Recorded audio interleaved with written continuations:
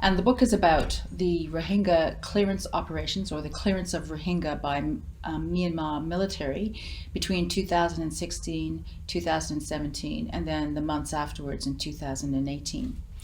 I'm going to tell you a little bit about my reasons for writing the book, and the process that I followed to write it. Just thinking about why you want to write a book like this is really important, because it's about real events, but also extreme events. And writing a book like this can really be something that allows you to explore things and explain them to readers, and doing that accurately is hugely important. So the reason I was asked to write this book is because I was born in Rangoon, in Burma, as the country was called then, in 1962, at the end of the year of the coup. And my parents took me out of Burma in 1963, the following year. We all emigrated to Canada. So I was asked at the end of 2017 if I would be interested in doing this book, and that was a few weeks after the 2017 clearance operations, which resulted in something like 700,000 Rohingya crossing the border, fleeing across the border into Bangladesh, into the camps. Like everybody, I was absolutely appalled to see this. It was such a terribly sad story, and so frightening, the level of violence and the kind of hatred and emotional content of it. But writing a book about the events was a completely different prospect. So as I told you, while I was born in Myanmar, I emigrated to Canada with my parents really early, and I hadn't been back to the country since 2013. The reason for this is that expatriates really weren't allowed visas to return. So I didn't actually know much about the country as it was in 2000, in the contemporary sense, and in terms of contemporary history.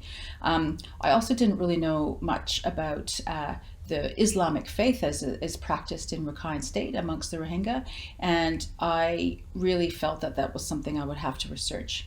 I was also going to have to research a lot of the contemporary history.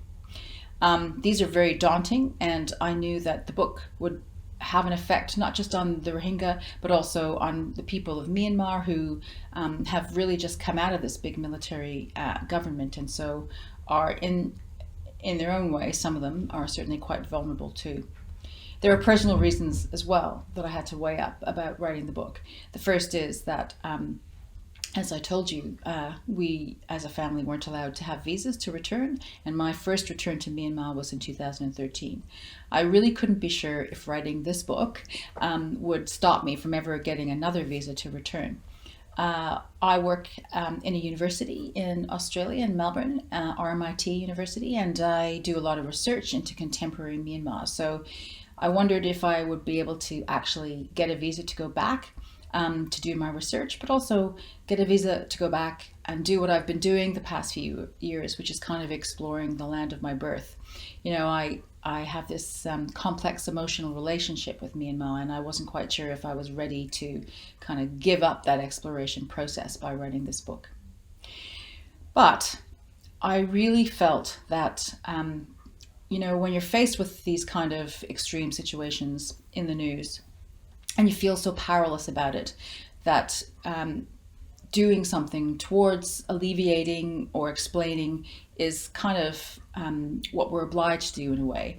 And as a writer and researcher, I felt that potentially, because I did have some background in Myanmar and I had some understanding of the culture through my family, but also through my ability to research, but also I was an outsider because I lived in the West. I kind of had this ability to straddle both those ways of being, and write a book that really was as accurate as was possible to be, and kind of explained as many situations as possible. For me, the book is really about resilience. It's about the nature of home and what we mean when we say home, and what it takes for us to have a home. It's about a young woman who's incredibly courageous, and the whole book is based on actual events. Although it's not based on real people, in the sense that I haven't used an actual model. It is about real people's experiences and based on a lot of the witness reports that came out of Myanmar and interviews. I think it's as accurate a read as I can make it, and I think it's a very emotional read too. I think Hasina is an amazing person. Even though I wrote her, I think she kind of took on a life of her own. And I think one of the important things about books like these is they really acknowledge what it is to be a child in a war zone or a conflict zone or a disaster zone, and what it means to actually step up as a child, to do something that's really, really hard.